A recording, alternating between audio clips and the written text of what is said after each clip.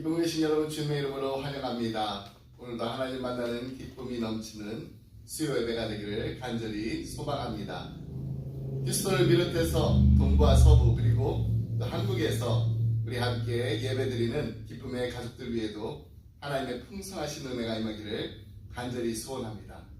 이 시간 우리 기도하면서 하나님 앞으로 나아가겠습니다.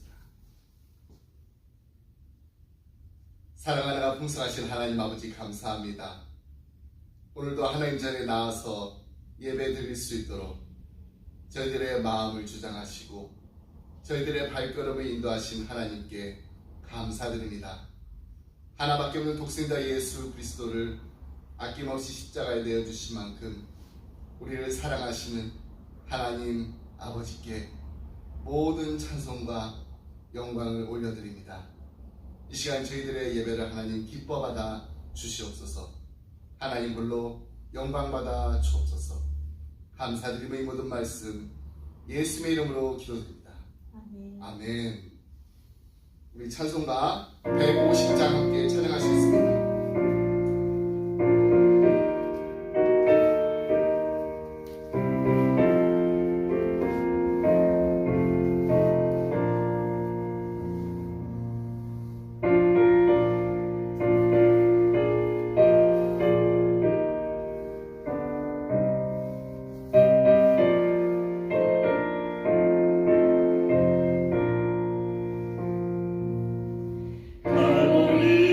살리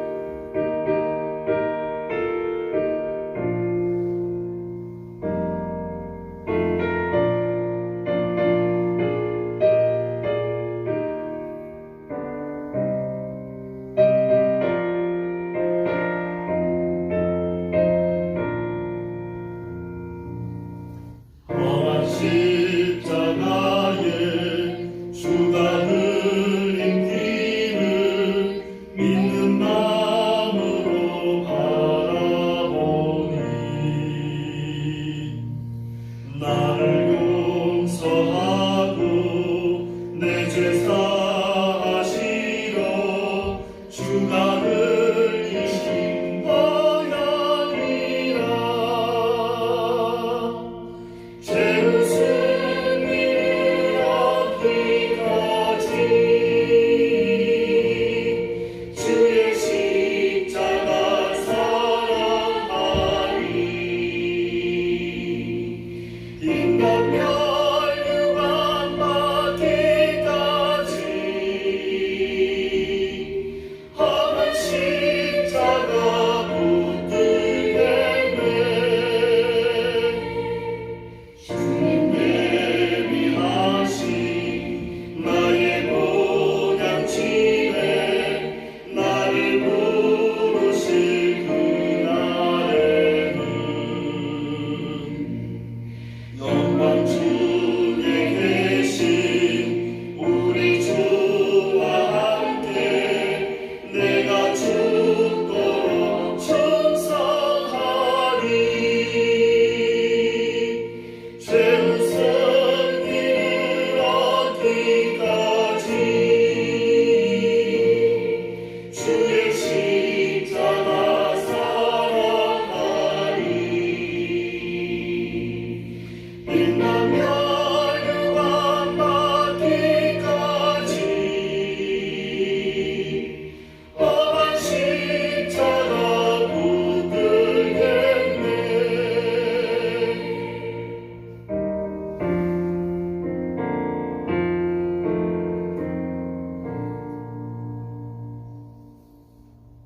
찬송가 505장입니다. 온 세상을 위하여 함께 찬양할 수 있습니다.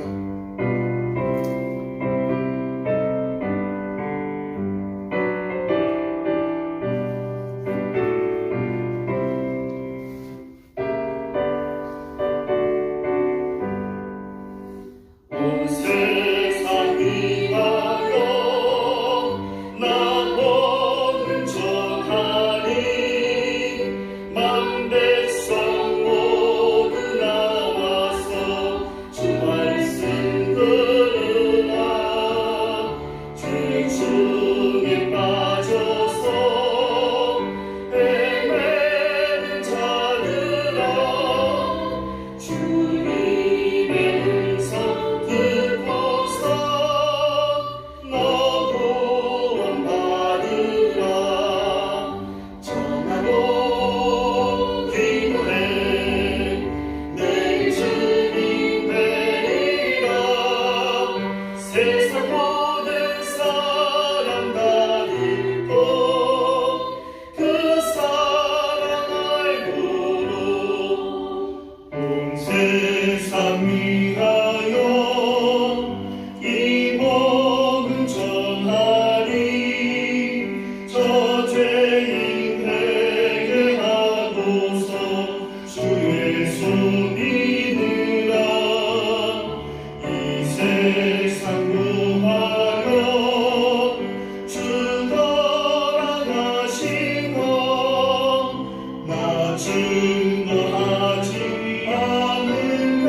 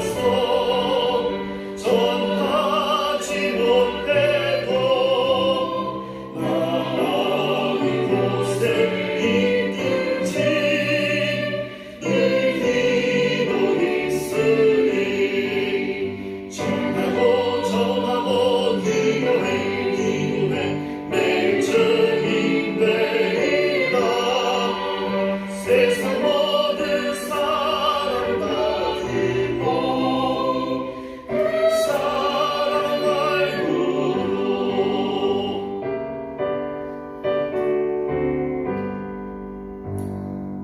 아멘. 오늘 함께 나눌 말씀은 사도행전 2장 22절로 36절 말씀 함께 보겠습니다.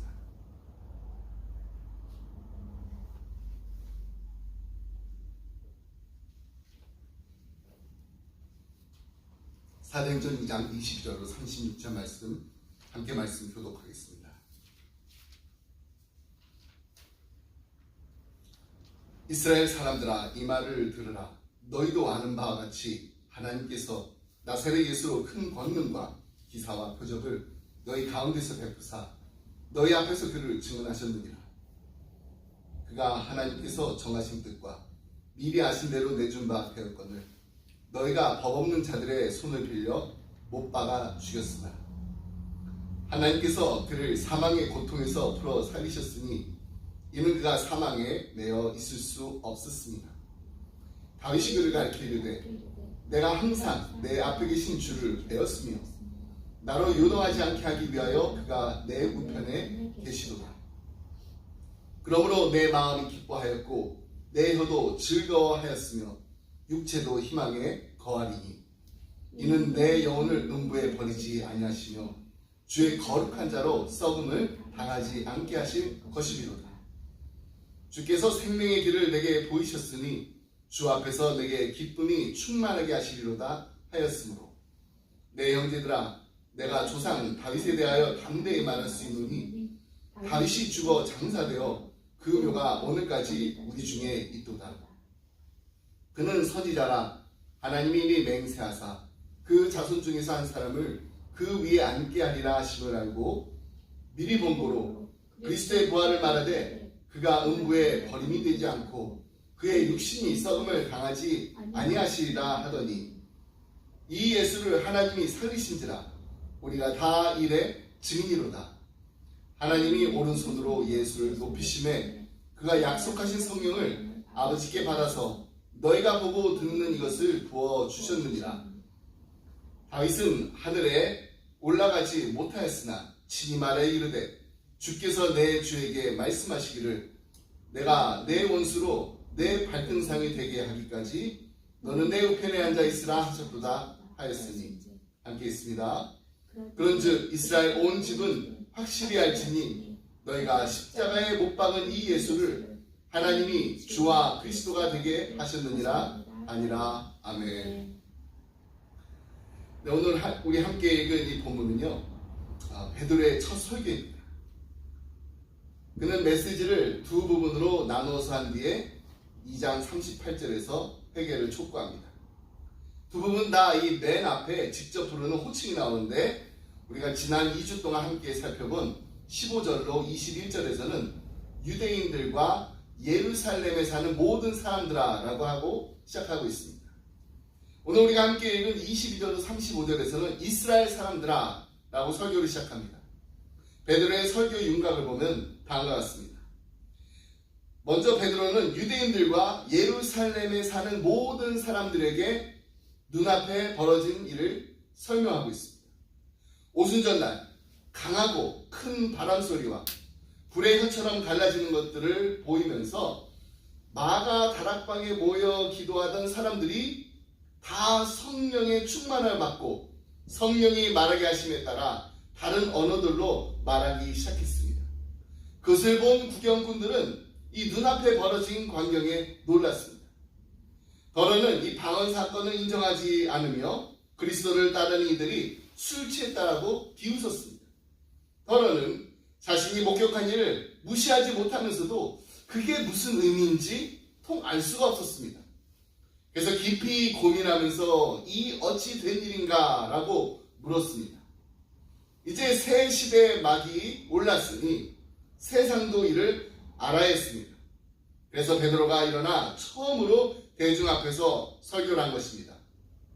그러면서 그는 이들이 술 취한 것이 아니라 구약에서 이미 예언된 일이 성취된 것이라고 설명합니다. 여기까지가 우리 지난 2주 동안 함께 살펴본 말씀입니다. 그리고 오늘 본문에서 베드로는 예수 그리스도를 선포합니다. 베드로는 청중을 이스라엘 사람들아 라고 부르면서 그들의 그 민족적 정체가 하나님의 언약 백성임을 상기시키고 있습니다. 일찍이 하나님은 이들을 하나님의 나라로 삼겠다라고 약속하셨습니다. 계속해서 베드로는 나사렛 예수께서 그 나라의 왕, 곧 메시아이심을 선포합니다. 그의 설교를 보면요 5가지 요지로 구성되어 있는데, 첫 번째, 입증되시다. 두 번째, 십자가에 못 박히시다. 세 번째, 부활하시다. 네 번째, 승천하시다. 그리고 마지막 5번째, 영화롭게 하시다. 하나님께서는 예수님이 독특하게 위로부터 오신 분임을 입증하셨습니다. 신적인 능력이 없이는 어떤 인간도 행한 적이 없고 행할 수도 없는 일을 예수님께서는 능히 이루셨습니다. 22절 말씀 함께 보겠습니다. 이스라엘 사람들아, 이 말을 들으라. 너희도 아는 바와 같이 하나님께서 나사렛 예수로 큰 권능과 기사와 표적을 너희 가운데서 베푸사 너희 앞에서 그를 증언하셨느니라. 여기서 증언하셨느니라 로 옮겨진 헬라어 단어는 문자적으로 대중의 인정이나 지명을 받고자 앞에 이렇게 내놓았다라는 뜻입니다. 품질을 내보이는 것을 말합니다. 예컨대 우리 70인역이라고 하잖아요. 다니엘이 바벨론의 그 온 지방을 다스리는 통치자로 세워졌을 때도 이 단어가 쓰여졌습니다. 다니엘서 2장 48절 말씀입니다. 왕이 이에 다니엘을 높여 귀한 선물을 많이 주며 그를 세워 바벨론 온 지방을 다스리게 하며 또 바벨론 모든 지혜자의 어른을 삼았습니다. 예수님의 경우에는 하나님께서 그분을 보내셨음이 큰 권능과 기사와 표적을 통해 증명되었습니다. 여기서 기사란 아주 심오한 초자연적인 의미를 지닌 행동이나 사건을 가리킵니다. 그리고 표적은 다른 것에 참된 징후가 되는 그 무언가를 가리키는 것입니다. 하나님의 뜻이나 초자연적인 그 활동을 보여주는 물리적인 표징입니다. 유대인들에게 있어서 이 표적이란 특정한 선지자가 진정으로 하나님에게서 왔다라는 가시적인 확증입니다. 요한복음을 강해하면서 예수님의 7가지 표적에 대해 말씀을 나눈 적이 있습니다. 예수님이 처음 이렇게 믿는 사람들에게 성경을 읽을 때 요한복음을 가장 먼저 읽으라고 하는데요. 사실 요한복음 이 말씀이 혼자서 읽기에는 이해하기 어려운 점들이 많습니다. 그럼에도 불구하고 요한복음을 꼭 읽어야 하는 이유가 있습니다. 그것은 바로 예수님은 누구신가? 그리고 예수를 믿는 사람들은 어떻게 살았는가? 여기에 대해서 너무나도 분명하게 말씀해 주는 것이 바로 이 복음서이기 때문입니다. 그래서 요한은 요한복음을 쓴 목적을 다음과 같이 명백하게 밝혔습니다. 요한복음 20장 31절 말씀입니다. 오직 이것을 기록함은 너희로 예수께서 하나님의 아들 그리스도이심을 믿게 하려 함이요 또 너희로 믿고 그 이름을 힘입어 생명을 얻게 하려 함이니라. 그렇습니다. 요한은 예수님이 그리스도이심을 증명하고 보여주기 위해서 요한복음을 저술했습니다. 그리고 예수를 믿는 모든 사람들이 누리게 될 하나님이 약속하신 구원의 생명뿐만 아니라 이 땅에서도 누리게 될 모든 생명의 그 풍성함이 무엇인지를 말씀해 주고 있습니다. 그래서 요한은 예수님이 누구신가 이것을 7가지로 요약했습니다. 이것을 신학자들은 7가지 표적이라고 합니다. 왜 기적이라고 하지 않고 표적이라고 했을까요? 그 이유는 바로 요한이 기록한 이 7가지 기적들이 예수님이 그리스도이심을 보여주는 사인들이기 때문입니다. 요한복음에 나오는 7가지 표적은 예수님이 모든 것들의 주인이 되심을 나타내는 것입니다. 첫 번째 표적은 무엇입니까? 물이 변하여서 포도주가 되었습니다. 이 표적은 예수님의 첫 번째 표적으로 물이 즉각적으로 변하여 술이 된 것입니다. 질의 변화를 말하는 것입니다. 이것은 바로 예수님이 질의 주, the master of quality 이심을 나타내는 것입니다. 두 번째, 왕의 신하의 그 아들을 치유하신 표적입니다. 이 표적은 가나에서 20마리나 이렇게 떨어진 가버나움에 있는 아들을 고치신 것입니다. 이것은 무엇을 말하나요? 예수님이 거리와 공간의 주이심을 나타내는 것입니다. The master of distance or space. 세 번째, 38년간이나 반신불수였던 병자를 치유하신 표적입니다. 이 표적은 예수님이 그의 그 38년이라는 그 오랫동안 짊어졌던 이 난치의 고통을 치유하신 것입니다. 무엇을 말하는 것인가요? 이것은 예수님이 시간의 주이심을 나타내는 것입니다. The master of time. 네 번째 표적입니다. 5,000명을 먹이신 오병이의 표적. 이 표적은 예수님이 한 소년의 그 점심을 채우는 그 양, 아주 작은 양에 불과한 물고기 2마리와 보리떡 5개로 부녀자와 아이들을 제외한 장정 5,000명을 먹였고, 그러고도 남은 부스러기가 12광짐이나 남게 된 표적입니다. 이것은 예수님이 양의 주, the master of quantity 이심을 나타내는 것입니다. 다섯 번째는요, 물 위로 걸어가신 표적입니다. 이 표적은 예수님이 자연의 그 모든 법의 주인이 되심을 나타내는 것입니다. The master over natural law. 여섯 번째 표적은 무엇인가요? 태어날 때부터 소경이었던 사람을 고쳤습니다. 이 표적은 불가능의 치유라고 하는 측면만 아니라 그의 불행이 또 누구의 죄인가라는 질문에 대한 답변이기 때문에 예수님은 운명의 주이심을 나타내는 것입니다. The master of misfortune. 마지막, 나사로의 죽었던 그 나사로를 살리신 표적입니다. 이 표적은 무엇을 말하는 것인가요? 그것은 바로 예수님이 사망의 주이심을 나타내는 것입니다. The master of death. 다시 말해서 생명의 주이시라는 겁니다. 이처럼 요한은 예수님이 그리스도이심을 우리에게 증명하려고 요한복음을 썼습니다. 그래서 요한복음에 나오는 이 7가지 기적을 표적, 사인이라고 합니다. 오늘 베드로의 첫 설교에서도 그는 청주에게 분명하게 전합니다.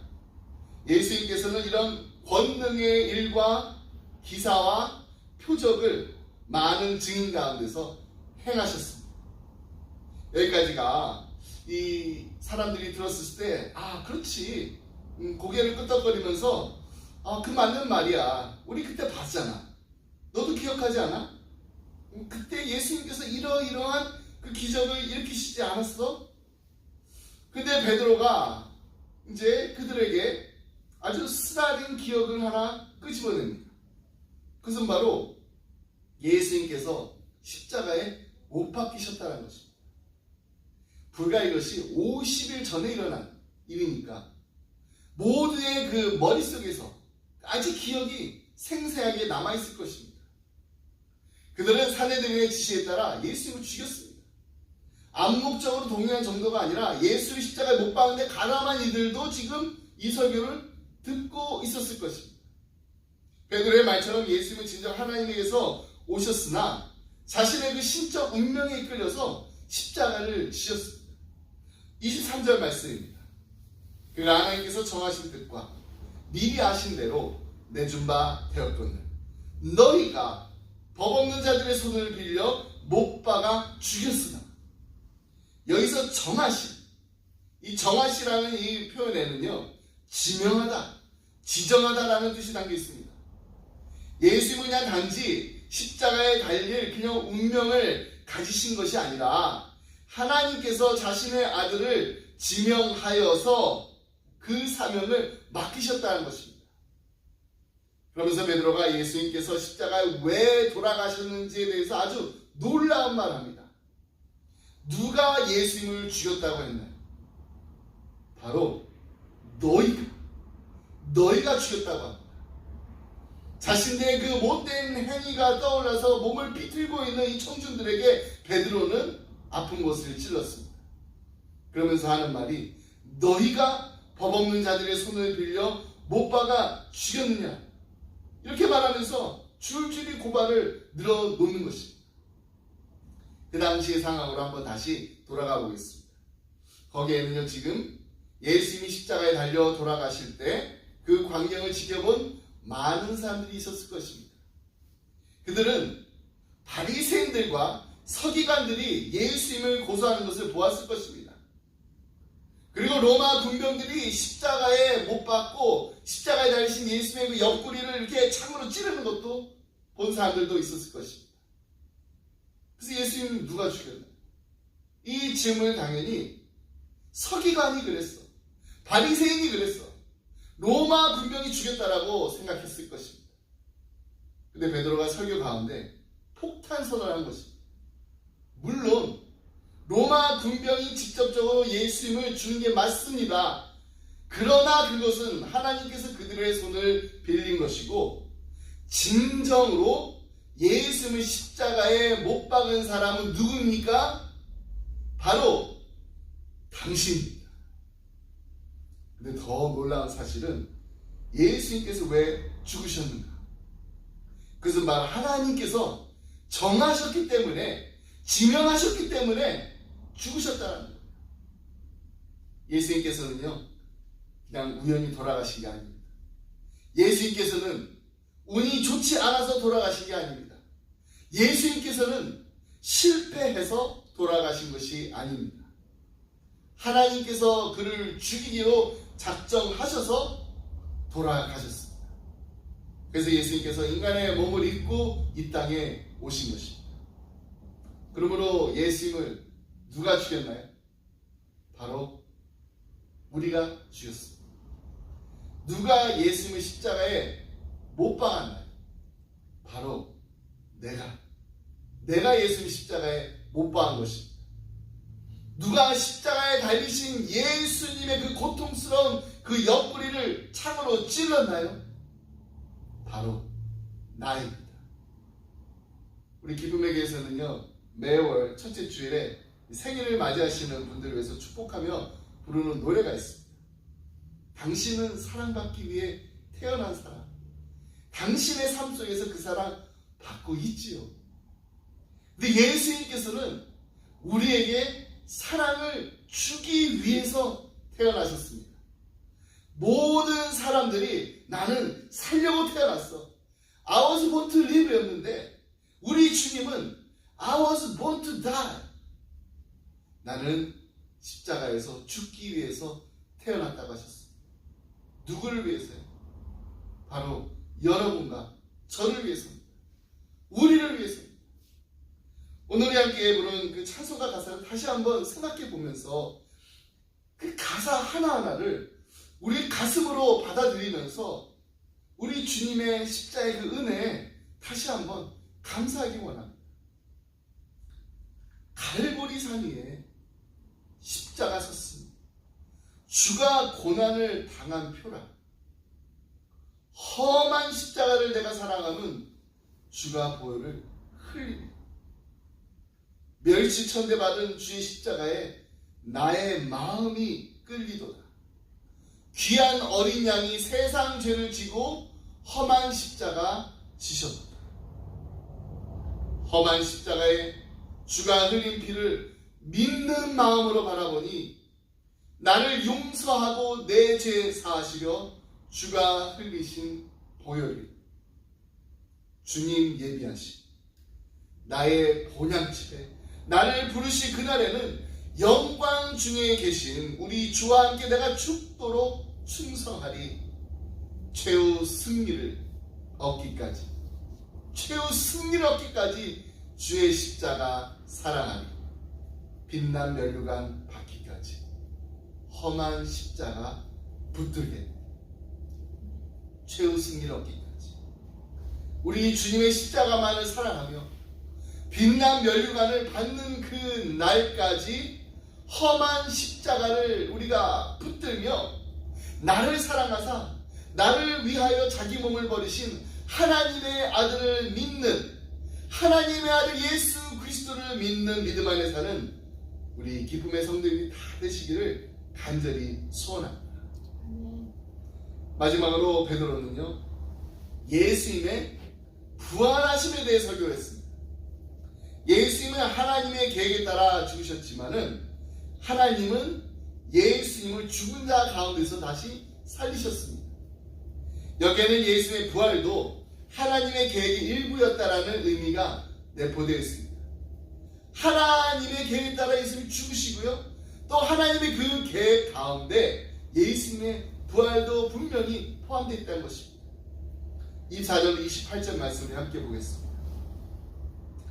하나님께서 그를 사망의 고통에서 풀어 살리셨으니 이는 그가 사망에 매여 있을 수 없었습니다. 다윗이 그를 가리켜 이르되 내가 항상 내 앞에 계신 주를 배웠으며 나로 요동하지 않게 하기 위하여 그가 내 우편에 계시도다. 그러므로 내 마음이 기뻐하였고 내 혀도 즐거워하였으며 육체도 희망에 거하리니 이는 내 영혼을 음부에 버리지 아니하시며 주의 거룩한 자로 썩음을 당하지 않게 하실 것이니로다. 주께서 생명의 길을 내게 보이셨으니 주 앞에서 내게 기쁨이 충만하게 하시리로다 하였으므로 예수님은 참된 왕이요 하나님이 약속하신 다윗의 자손이셨으며 그러므로 무덤이 그를 붙잡아 둘 수 없었습니다. 이것이 바로 베드로가 시편 16편 8절로 11절 말씀을 인용한 목적입니다. 베드로에게 시편 16편은 요엘서 본문과 마찬가지로 그저 그냥 도움이 되는 하나의 예시가 아니라 지금 최근에 벌어지고 있는 이 일련의 사건들을 하나하나 설명해주는 본문이었습니다. 우리 그 시편 16편 말씀을 함께 보겠습니다. 내가 여호와를 항상 내 앞에 모시며 그가 나의 오른쪽에 계심으로 내가 흔들리지 아니하리로다. 이러므로 나의 마음이 기쁘고 나의 영도 즐거워하며 내 육체도 안전히 살리니 이는 주께서 내 영혼을 수월에 버리지 아니하시며 주의 거룩한 자를 멸망시키지 않으실 것임이니이다. 주께서 생명의 길을 내게 보이시리니 주의 앞에는 충만한 기쁨이 있고 주의 오른쪽에는 영원한 즐거움이 있나이다. 베드로는 시편 16편을 인용하기에 앞서서 다윗이 그를 가리켜 이르되 라고 말하고 있는데 이것은 다윗이 메시아의 그 부활을 예언했다라는 것을 의미합니다. 나사렛 예수는 생명의 길을 아시고 하나님의 임재 안에 계시는 거룩하신 자이기 때문에 절대로 버려질 수 없다라는 것입니다. 이처럼 베드로의 설교 가운데 다윗과 베드로가 만나게 됩니다. 예수님의 부활을 누가 먼저 보았나요? 다윗이 보았습니다. 그리고 1000년 전에 다윗이 본 그 사실을 누가 지금 증거하고 있습니까? 바로 베드로가 증거하고 있습니다. 32절 말씀. 이 예수를 하나님이 살리신지라 우리가 다 이 일의 증인이로다. 그렇습니다. 예수 그리스도의 부활, 예수 그리스도의 부활은 명백한 진리입니다. 그리스도의 부활은 부인할 수 없는 사실입니다. 그럼에도 불구하고 그리스도의 부활은 많은 사람들에 의해서 부인되어 왔습니다. 믿을 수 없는 일이라고 믿을 수 없는 일로 취급되어 왔습니다. 신화적인 이야기로 여겨졌습니다. 그리스도의 부활, 사실 인간적인 관점에서 보면은 믿을 수 없는 일입니다. 한번 생각해 보세요. 죽은 자가 다시 산다는 거 어디에 있을 수 있을까요? 그러나 그리스도의 부활은 기독교의 핵심 진리입니다. 기독교에서 부활을 빼버리면 제거하면은 기독교는 설 자리가 없게 됩니다. 그리스도의 부활이 있기에 기독교는 기독교가 될 수 있습니다. 그리스도의 부활이 있기 때문에 기독교는 생명의 종교가 될 수 있는 것입니다. 오래전에 이동호 목사님께서 대학교 캠퍼스에 가셔서 전도하셨는데 한 학생이 이렇게 이야기를 했다고 합니다. 목사님, 저는 예수님의 죽음을 얼마든지 믿을 수 있어요. 그런데 부활은 믿어지지 않아요. 예수의 죽음만 믿고 크리스찬이 될 수는 없을까요? 그래서 목사님이 이렇게 대답해 주셨다고 그래요. 미안하지만 예수 그리스도의 죽음만 믿고 있는 사람은 아직 그리스도인이 아닙니다. 왜냐하면 로마서에 보면은 너희가 만일 예수께서 죽은 자 가운데서 다시 사신 것을 너희 마음에 믿으면 구원을 얻으리니 라고 분명히 말씀하고 있기 때문입니다. 그러니까 예수님의 부활을 믿지 않으면 구원을 받지 못하는 것입니다. 우리 주님은 우리의 죄를 용서받게 하시려고 우리의 그 모든 죄를 다 짊어지시고 십자가에서 죽으셨습니다. 그뿐 아니라 예수님께서는 우리가 새 생명 안에서 행하고 하나님의 도우심과 하나님의 임재하심을 날마다 체험하며 살아갈 수 있도록 다시 부활하셨습니다. 그러므로 우리는 우리를 위해 죽으신 예수 그리스도만 믿고 있는 것이 아니라 지금 이 시간에도, 지금 이 순간에도 살아 계신 그리스도를 믿고 있는 것입니다. 이 일에 우리 모두가 다 증인이 돼야 돼요. 우리가 지난 1년 동안 기도해왔던 형제 자매님들이 있습니다. 아직 예수님 알지 못하고 예수님 아직 만나지 못한 우리 이웃들을 위해서 쉬지 않고 기도하고 있습니다. 하나님께서는 분명히 우리의 기도를 들어 응답하여 주실 줄 믿습니다. 아멘. 왜냐하면 우리가 믿고 의지하는 하나님은 하나밖에 없는 독생자 예수 그리스도를 아낌없이 십자가에 내어주실 만큼 우리를 사랑하시는 하나님이시기 때문입니다. 그리고 우리는 사망 권세를 이기고 장사한 지 사흘 만에 죽은 자 가운데서 다시 살아나신 우리 주님을 믿습니다. 아멘. 이 기쁜 소식 우리만 간직할 수 없습니다. 우리만 누리고 우리만 만족해하고 우리만 감사할 수 없습니다. 전해야 합니다. 나눠야 합니다. 휴스턴을 비롯하여서 텍사스를 넘어 미국을 넘어 땅끝까지 우리 모두 이 기쁜 소식을 복음을 증거하는 예수님의 산 증인들이 다 되시길 바랍니다. 아멘. 말씀했습니다. 어떤 나이 많은 전도사님이 크리스천 북스토어에서 전도지를 많이 주문했어요. 그러면서 이제 점원에게 말하는데 그날은 굉장히 힘없이 말했다고 합니다. 내가 오늘 전도지를 사가는 것이 어떻게 보면은 어쩌면 마지막이 될지도 모르겠습니다. 난 이제 너무 늙었어요. 이제 전도지 들고 다니면서 전도를 할 만큼 기력이 남아있지 않아요. 내가 정말 한 가지 소원이 있다면은 그동안 수도 없이 많은 전도지를 나눠줬는데 아직까지도 내가 준 그 전도지를 보고 예수를 믿게 되었다는 사람을 한 사람도 못 만났어요.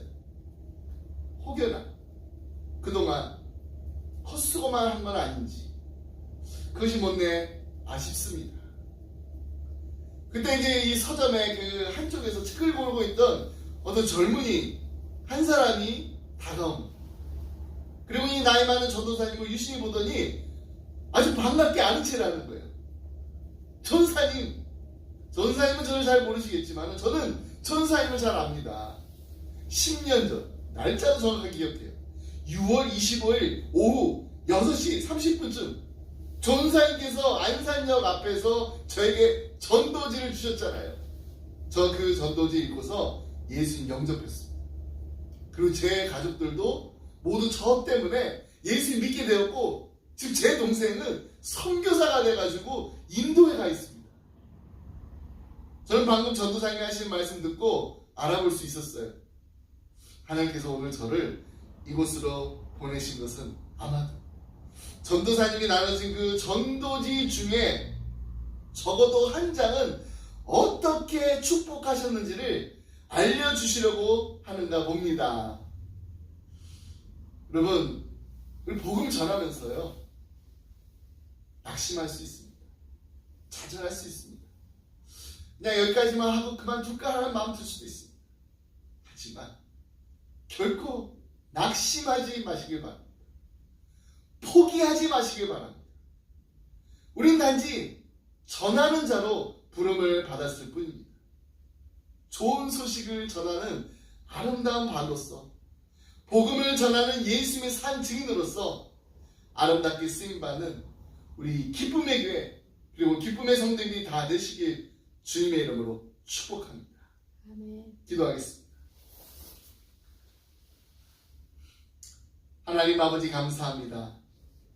11월 감사의 달을 맞아서 다시 한번 우리를 위해서 십자가에 못 박혀 달려 돌아가신 우리 주님의 사랑에 감사드립니다. 그리고 장사한 지 사흘 만에 죽은 자 가운데서 다시 살아나신 부활의 주님을 찬양합니다. 사망 권세를 이기시고 부활하신 주님을 다시 만날 그날까지 우리도 이 땅을 살아가면서 이 기쁜 소식과 주님의 사랑을 나누기에 힘쓰는 예수님의 참 제자들이 되게 하여 주옵소서. 우리를 하나님의 사랑을 받기 위해 태어난 사람이라고 노래 부를 수 있도록 하시니 감사합니다. 하나님의 자녀로 삼아주셔서 너무나도 감사합니다. 이제 우리는 사랑받기 위해 태어난 것으로 그치는 것이 아니라 사랑을 나누기 위해서 태어난 은혜가 흐르는 인생이 되게 하여 주옵소서. 우리 기쁨의 가족들뿐만 아니라 우리 주에 아직 주님을 알지 못하고 방황하는 수많은 영혼들이 있습니다. 이들에게 우리 주님의 사랑을 함께 나누고 섬기는 기쁨의 교회가 되게 하여 주옵소서. 사랑하는 우리 자녀들이 하나님의 사랑을 듬뿍 받게 하여 주시옵소서. 부모의 사랑을 듬뿍 받게 하여 주시옵소서. 그래서 나는 하나님의 소중한 존재라는, 사랑받는 소중한 존재라는 것을 깨닫게 하셔서 이들이 가는 곳곳마다 예수님의 향기가 흘러 넘치며 예수님의 사랑이 이들을 통해서 풍성히 넘치는 예수님의 참 제자들이 다 되게 하여 주옵소서. 이 모든 말씀 부활이요 생명 되신 예수님의 이름으로 기도드립니다. 아멘. 시간 우리 다 같이 우리는 모두 다 주님의 증인 찬양할 수 있습니다. 함께 박수 치면서 찬양하겠습니다. 우리는 모두 다 주님의 증인, 땅 끝까지 이르러 주 복음 전하세. 우리는 모두 다 주님의 증인, 땅 끝까지 이르러 주 복음 전하세. 죄 위에 십자가 지신 고난의 주님, 사망 권세 이기고 사신 부활의 주님, 다시 오신 약속하신 죄인의 주님, 땅 끝까지 이르러 주님 전하세. 우리는 모두 다 주님의 증인, 땅 끝까지 이르러 주 복음 전하세. 우리는 모두 다 주님의 증인, 땅 끝까지 이르러 주 복음 전하세.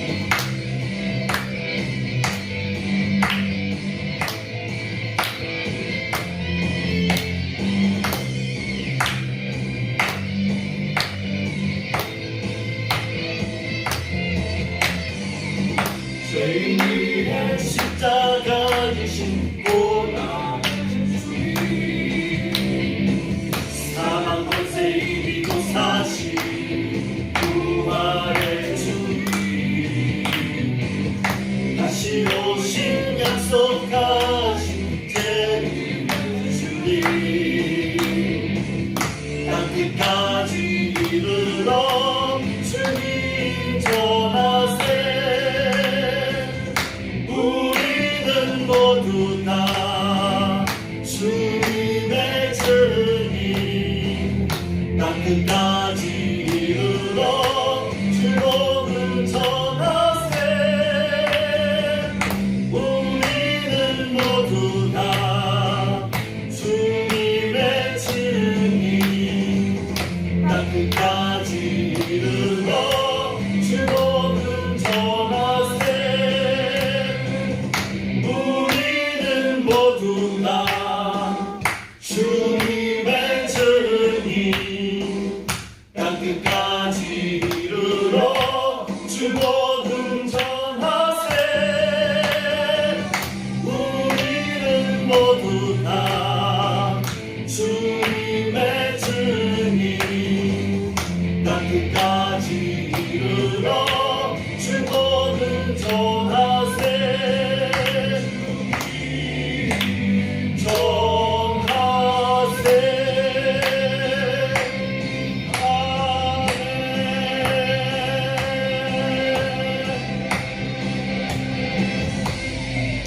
아멘.